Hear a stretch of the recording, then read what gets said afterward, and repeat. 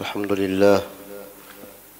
لله رب العالمين والصلاة والسلام على أشرف الأنبياء والمرسلين سيدنا محمد وعلى آله وصحبه أجمعين.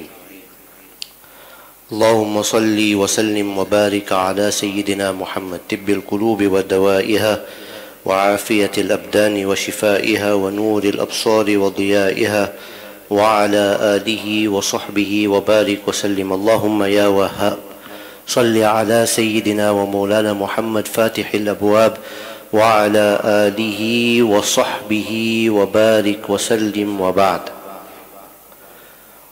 All praise is to Allah subhanahu wa ta'ala, our creator, our sustainer, and the greatest of salutations be upon the beloved of Allah Sayyidina wa Maulana Rasulullah sallallahu ta'ala alayhi wa sallam, upon his family, upon his companions, and upon our pious predecessors. Ameen.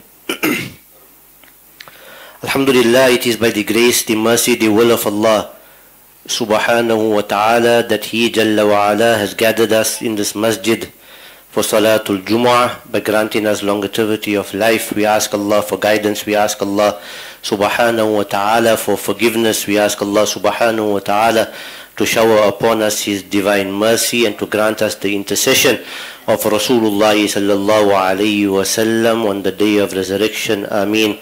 Ya Rabbana, Ya Rabbal Alameen. When we look at the world today, we find that Muslims throughout the world, we suffer collective humiliation, where we are as a religion, where we are as a nation, we are humiliated throughout the world. And when you look at the Muslims today, we find that the ummah of the Habib sallallahu alayhi wa sallam, although large in number, approximately 2 billion in number, but we have weakness within us and we are unable to achieve anything. We are unable to achieve victory for our brothers and sisters, for example, in Palestine and other parts of the world. And when you evaluate the situation as to what landed us in this predicament that we find ourselves in today, there are various reasons. And Rasulullah sallallahu ta'ala alayhi wa sallam in one particular hadith, and this is the base of my discourse for this Jumu'ah, is a hadith of the Messenger sallallahu ta'ala alayhi wa sallam.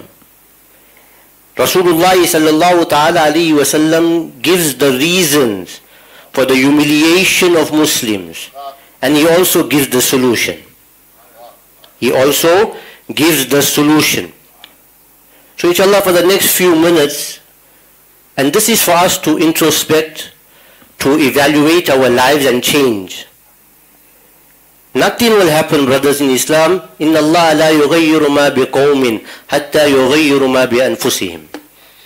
Nothing will change unless we change it ourselves. Unless we change it ourselves. Abdullah ibn Umar radiyallahu ta'ala. Who is Abdullah ibn Umar? The son of Umar ibn al-Khattab radiyallahu ta'ala anhu wa arda. This particular Sahabi is known for following the sunnah of the Messenger sallallahu ta'ala alayhi wa sallam more than anyone else. He is that Sahabi to the point where Rasulullah sallallahu alayhi wa sallam, on a journey where his horse turned its face at a particular place to a certain direction, he did that to his mount in imitation of the Messenger sallallahu ta'ala alayhi wa sallam. Because success lies where? Success lies in following the sunnah of the Habib sallallahu ta'ala alayhi wa sallam. This is what our mashayikh have lived by. This is what our pious predecessors, this is how they achieved greatness.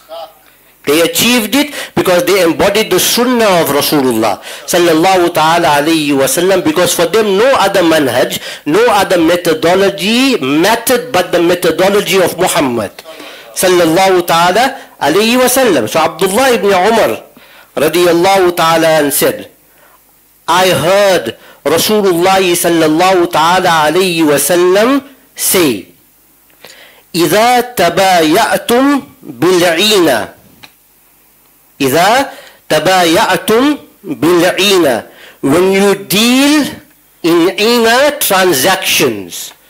That's the first reason that Rasulullah sallallahu alaihi wasallam is giving with regards to the humiliation of Muslims, with regards to the weakness that has set in within the Muslim ummah. What is ina transaction? It is a form of sale which on the face of it, if you have to look at it, it seems legitimate.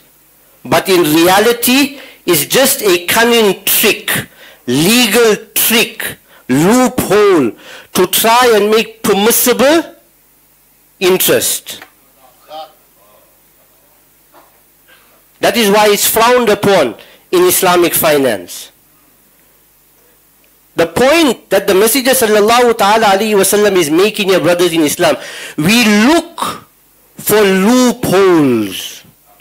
We look for ways to navigate the laws of Allah subhanahu wa ta'ala. We look for a fatwa. We look for a fatwa that appeases our nafs, that appeases our desires. We look for loopholes to go far away from the commands of Allah. And we see this in the world today. If you come to a certain alim and you ask him, for example, to address the matter, give a fatwa with regards to your situation, with regards to divorce, talaq, and he gives you something that is not in your favor, what do? We go to the next Maulana. We go to the next Maulana. We go to the next. We go to the next. Why? Because we are looking for something that comes into our favor. Some loophole. And this is how we as modern Muslims, how we live our deen today. We are always looking for loopholes. Month of Ramadan comes, let's look for the loophole where we don't have to fast. This comes, that comes. We're always looking for a shortcut to appeal to our desires. The awliya of Allah subhanahu wa ta'ala lived for Allah. They never lived for their desires. Today, we live in the dunya, we live here because we live to appeal and to appease our desires, our ego. That's all that matters. So Rasulullah sallallahu ta'ala alayhi wa sallam starts off, and he sallallahu ta'ala alayhi wa sallam says, إِذَا تَبَايَعْتُمْ بِالْعِينَةِ, when you deal in the ina transactions. And then Rasulullah sallallahu ta'ala alayhi wa sallam says, وَأَخَصْتُمْ أَذْنَابَ الْبَقَرِ, وَأَخَصْتُمْ أَذْنَابَ الْبَقَرِ, when you hold on to the tails of cows. What does this mean? Rasulullah sallallahu ta'ala alayhi wa sallam is addressing people in his time. So in his time, the farmers who used to plow the land, they would walk behind the cow or ox to drive the cattle on. So here Rasulullah sallallahu ta'ala alayhi wa sallam, this is not a censor on a man doing farming or working. Here Rasulullah sallallahu ta'ala alayhi wa sallam is talking about an individual who is so preoccupied with his job, with his occupation, that his job or occupation is of a greater concern to him than the deen and the akhirah. Than the deen and the akhirah. That all that matters today in the world that we live in today is our prestige, is our job, is our occupation. And this is basically at the opposite with regards to our deen. We pay no attention to deen, no attention to our akhirah and to the affairs of the deen and the akhirah. preoccupied with the occupation and the job. Is it not most of us today? Is it not most of us today? We spend 8 o'clock to 5 o'clock in our job. We come home, we are tired. What preparation, what intizam did we do with regards to learning about our deen? Where does deen matter? Where does deen matter? Have we made time for the deen of Allah, to learn the laws of Allah, to learn the sunnah of the Habib sallallahu alayhi wasallam? Nothing will change. Nothing will change until we change it ourselves. We change our state ourselves. We change our communities ourselves. Here Rasulullah sallallahu ta'ala alayhi wasallam is talking about a man, وَأَخَذْتُمْ أَذْنَابَ الْبَقَرِ, when he holds on to the tails of cows. That all he is occupied with, all that matters to him is his job and his occupation and his dunya. How long is the dunya? How long is the dunya? How long will you live? Are you prepared to give up your permanent abode for a few minutes of pleasure in the temporary abode? And that's the reality. The awliya of Allah subhanahu wa ta'ala, we do not remember Sufi Sahib or Khaja Mu'inuddin Chishti or Sheikh Abdul Qadir Al-Jilani, Qaddasallahu ta'ala sirrahu. Why do we remember them? We don't remember them because of the, wealth or what they did. No, we remember them because these are individuals who lived for Allah.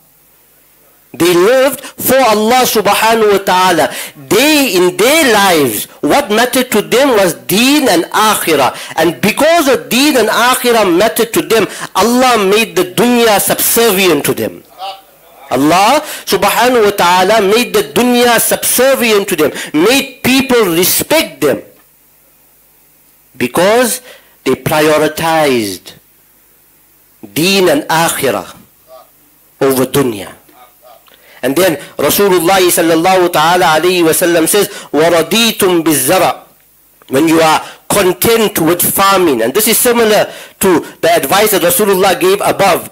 Basically, you become so engrossed with your farming and tilling the land, basically your job and occupation, that this becomes of a greater concern, greater piety than Allah Jalla wa Ala himself. This is what matters. No, this is not what matters. What matters is to earn the pleasure of Allah. This is what matters to the life of every single believer. That is why Rasulullah sallallahu alaihi wasallam say you must, make this the zikr every time as much as you can. Raditu billahi rabba wa bil islami deena wa bi Muhammadin sallallahu alaihi wasallam nabiyyan wa rasula. Why? That I am pleased with Allah as my Rabb, with Islam as my deen, with Muhammad sallallahu alaihi wasallam as my messenger, as my Nabi, as my prophet. Because when you say this mantra every single day, and when you live by it, and when you abide by the laws of Allah, and by the sunnah of the Habib sallallahu alaihi wasallam, you will earn the pleasure of Allah. And when you earn the pleasure of Allah, Jannah is yours. This should be the maqsad, the aim of every believer, to earn the pleasure of Allah. So if Allah subhanahu wa ta'ala tells you something in the Quran, وَلَا تَقْرَبُوا الزِّنَا, do not commit adultery. When Allah subhanahu wa ta'ala tells you in the Quran, do not harm anyone. When Allah subhanahu wa ta'ala tells you in the Quran, do not deceive anyone, do not show injustice to anyone. When Allah subhanahu wa ta'ala tells you in the Quran, do not walk upon the earth with pride, then you say, Sami'na wa ata'na. We hear and we obey you, Ya Allah. And when we hear Allah and when we obey Allah subhanahu wa ta'ala, Allah is pleased with you as your servant, as a servant. And when you earn the pleasure of Allah, you become one of the servants of Allah subhanahu wa ta'ala. 850 years after the passing of Mu'inuddin Chishti, rahmatullahi ta'ala alayhi, thousands of kilometers from Hindustan, in a place in the southernmost tip of the African continent, we are here remembering him. We are here remembering him because why? He was a man who earned the pleasure of Allah. So Allah subhanahu wa ta'ala will never make his name be forgotten in the annals of history. We die tomorrow, the next day we're forgotten. The next day we are forgotten. These individuals, you see, the time that we live in today, many people talk about the Sunnah. Many people talk about the commands of Allah. But how many people embody the Quran and the Sunnah? The scholars of today, the people of today, we talk. We say that the Messenger of Allah said this, but do we implement it in our lives? Do we implement it in our lives? These people embodied the Sunnah. We talk about how Rasulullah sallallahu ta'ala alayhi wa sallam lived a life of poverty. We see it in the lives of the awliya Allah. Most of them were poor. They chose the path of Muhammad sallallahu alayhi wa sallam, the life of poverty, so that they don't have to account in front of Allah with regards to wealth. These were people who embodied the Sunnah. Their worldly life did not matter. وَرَضِيتُمْ بِالزَّرَى, when you are content with farming, with your job, with your occupation, when that is greater and of a greater priority to you than Allah, what happens? And then Rasulullah sallallahu alaihi wasallam said, وَتَرَكْتُمُ الْجِهَادِ, when you abandon jihad. This is the next reason for the humiliation of the Muslimin today. وَتَرَكْتُمُ الْجِهَادِ, forsaking the duty of jihad, wherein lies the strength, honor and dignity of this deen. Leave the jihad for the sake of haqq, for fighting for the sake of truth, for fighting for the sake of Allah and His Messenger sallallahu ta'ala alayhi wa sallam, for liberating our brothers and sisters from oppression. Leave that jihad. What about the jihad of the nafs? What about the jihad of the nafs, where you struggle, you strive against your own self, your own ego? And we all have ego. We all have a nafs. We all have pride. Kullu nafs, kullu bani Adam khatta'un. Every son of Adam is a mistake maker, is a person who has these desires, except my Habib sallallahu ta'ala alayhi wa sallam. We are individuals who have this ego within us. We are someone. We have desires and so forth, brothers in Islam. What about that jihad? To struggle at your own self, to take a chisel and basically take away the grime of your heart. This is what matters. On the day of Qiyamah, on the day of resurrection, when you stand in front of Allah, what does Allah subhanahu wa ta'ala say? Nothing matters. Nothing matters. إِلَّا مَنْ أَتَى اللَّهِ بِقَلْبٍ سَلِيمٍ, except a person who comes in front of Allah with a sound, pure heart. Where's the jihad of the nafs? The Sufis and the Sufi shuyukh, for years, they trained the disciples with what? After ilm, how to break the nafs, to break the ego, to cleanse the heart. Because all that matters, إِلَّا مَنْ أَتَى اللَّهَ بِقَلْبٍ سَلِيمٍ, that you come in front of Allah on the day of resurrection with a sound, pure heart. And then the Messenger sallallahu ta'ala alayhi wa sallam says, وَتَرَكْتُمُ الْجِهَادِ. So the Prophet sallallahu alayhi wa sallam says, you will deal in a transaction that goes against the command of Allah. You will be preoccupied in your job and occupation. Your job and occupation matters more to you. It's more of a priority to you than Allah subhanahu wa ta'ala. You will abandon jihad, and then what happens? Sallallahu alaykum zul. Allah subhanahu wa ta'ala shall permit for you humiliation. Allah subhanahu wa ta'ala, Here the Prophet ﷺ is saying that when people act in acts of disobedience and ignorance, Allah subhanahu wa ta'ala will afflict them with humiliation, dishonor and disgrace. Why? Because there's a saying, al-jaza min jinsul amal, that the reward or the recompense is proportional to the deed. Every time that we disobey the command of Rasulullah sallallahu alaihi wasallam, we expose ourselves to some form of humiliation. Every time that we act against the sunnah of the Habib sallallahu ta'ala alayhi wasallam, what did Rasulullah sallallahu alaihi wasallam say? Humiliation and ignorance is for the one who opposes my command, my teachings, my path, my methodology. When you go away from the sunnah of the Messenger of Allah, when you go away from the methodology of the Messenger of Allah sallallahu ta'ala alaihi wasallam, humiliation will set into the community.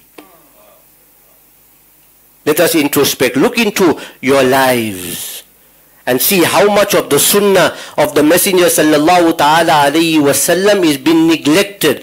Look at how much of the sunnah is being disobeyed in your life. And wallahi, the proportion of it, that's how you'll know how close you are to Allah and how far you are away from Allah subhanahu wa ta'ala. Allah subhanahu wa ta'ala says in the Quran, let those who oppose the order of the Messenger sallallahu ta'ala alayhi wa sallam beware. Beware lest Allah subhanahu wa ta'ala puts upon them an affliction and a punishment. Why? Because you go against the way of Muhammad sallallahu ta'ala alayhi wa sallam. Rasulullah sallallahu alayhi wa sallam sunnah is what? Is to unite individuals, is to bring groups together. Rasulullah sallallahu alayhi wa sallam disliked disunity. He disliked it. When his companions used to fight, he disliked it. Why? Because in there lies the weakness of the Muslims. So Rasulullah sallallahu alaihi wasallam, his sunnah is encouraged to make ties between brothers, to bridge the gaps between brothers, to show forgiveness to each other. This is the sunnah of the Habib sallallahu alaihi wasallam. And how do we live today in the world? We live far away from the sunnah of the Habib sallallahu ta'ala alaihi wasallam, to the extent leave outsiders, blood brothers will not see eye to eye.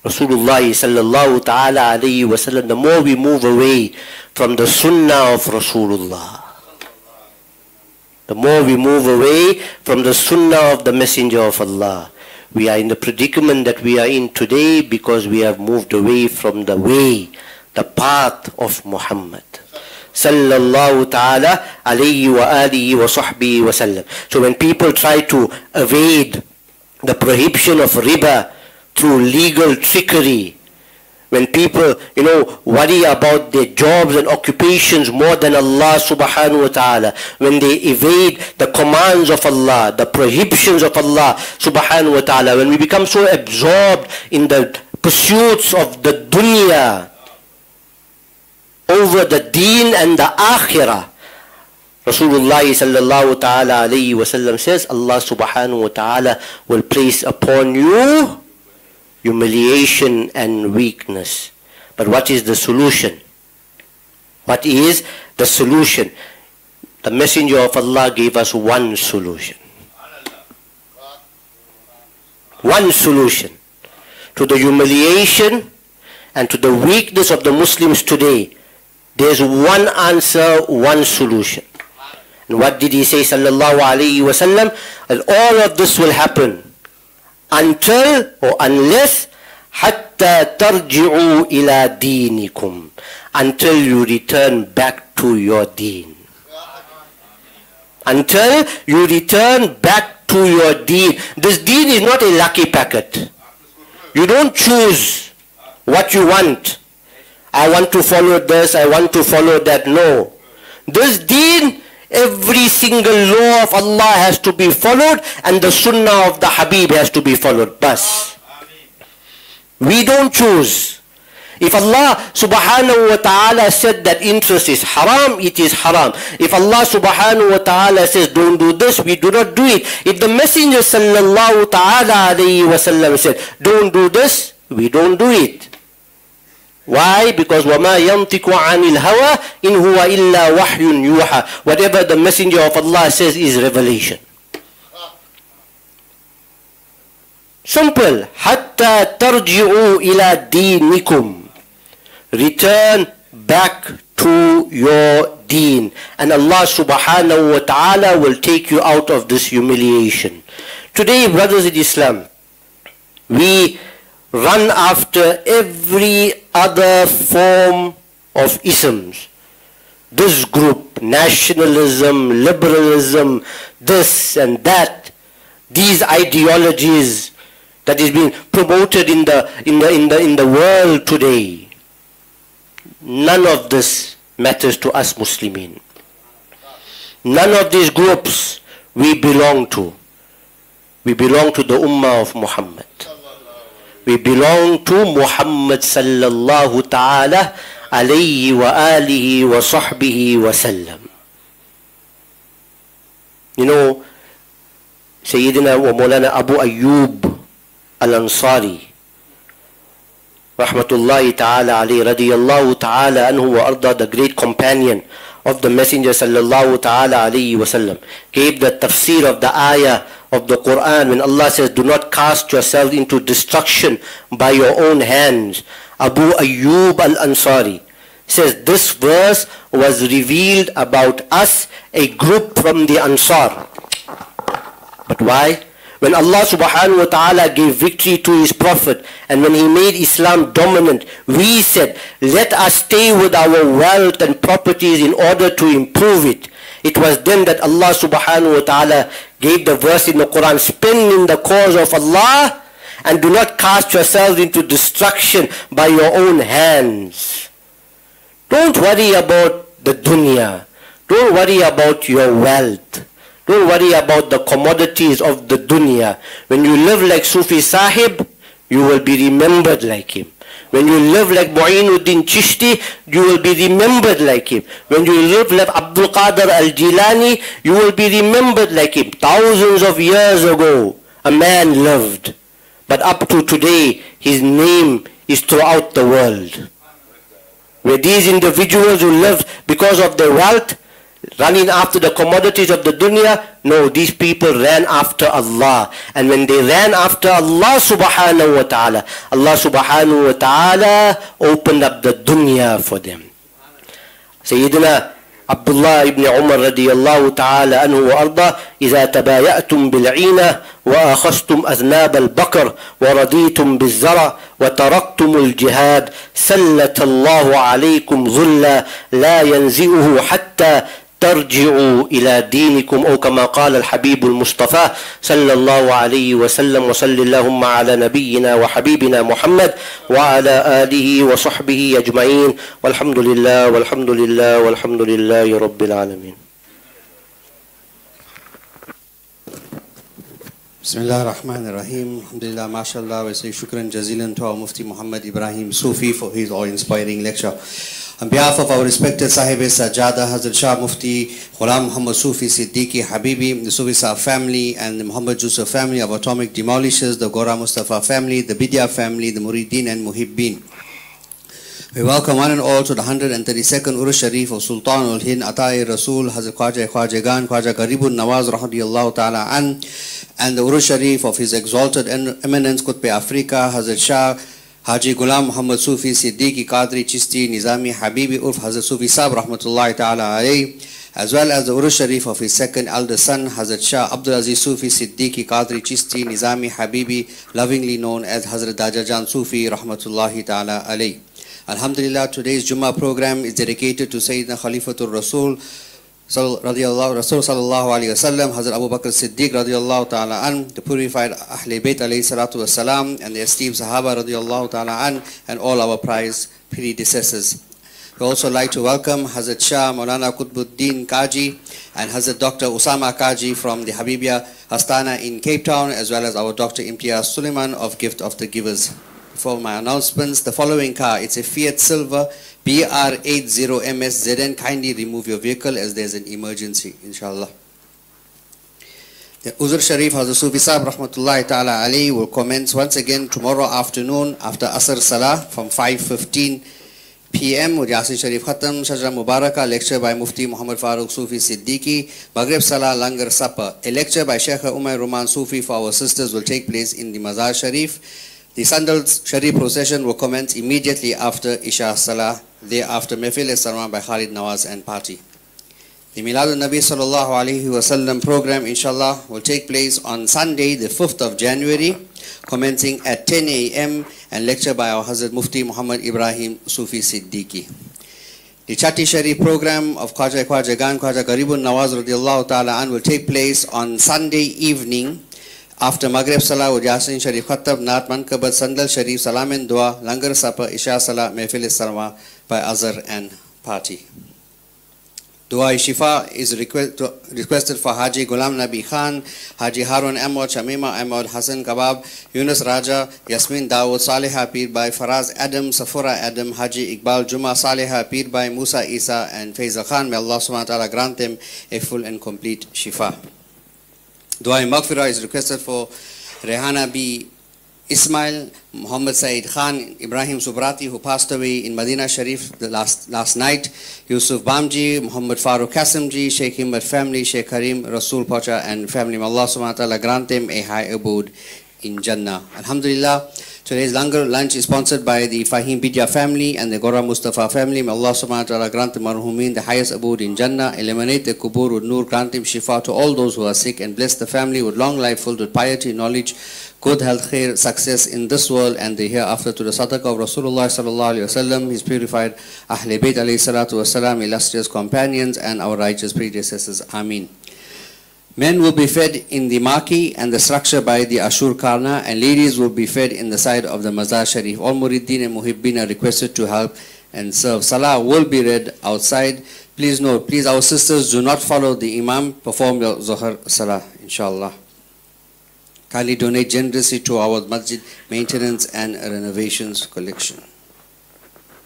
I think we are done. Jazakallah khairul jazaa.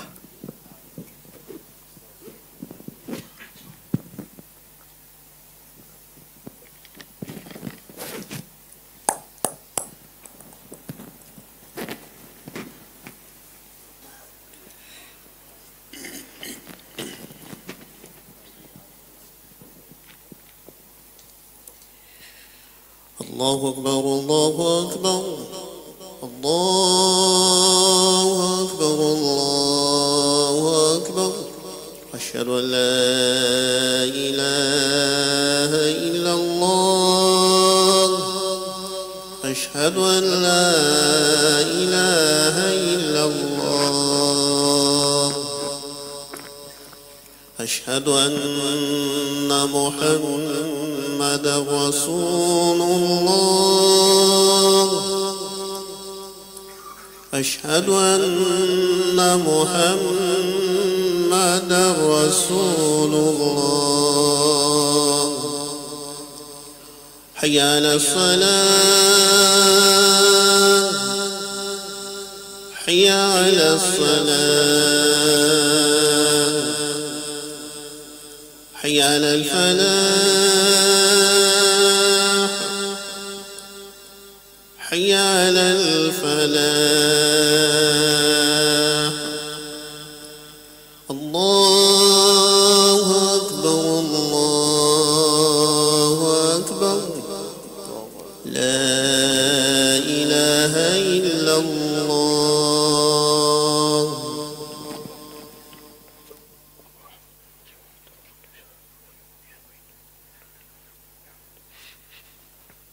الحمد لله والصلاة والسلام على رسول الله وعلى آله وصحبه ومن والاه. عباد الله اتقوا الله سبحانه وتعالى.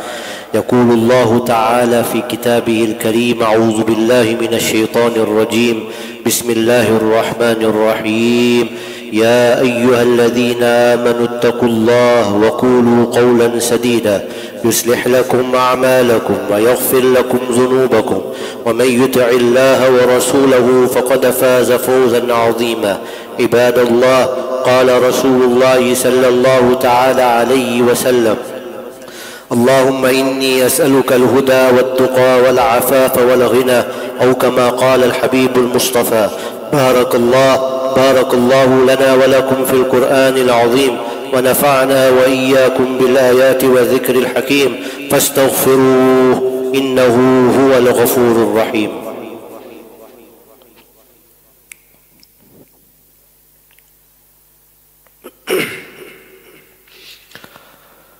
الحمد لله رب العالمين، والصلاة والسلام على أشرف الأنبياء والمرسلين سيدنا ومولانا محمد وعلى آله وصحبه أجمعين. عباد الله، اتقوا الله.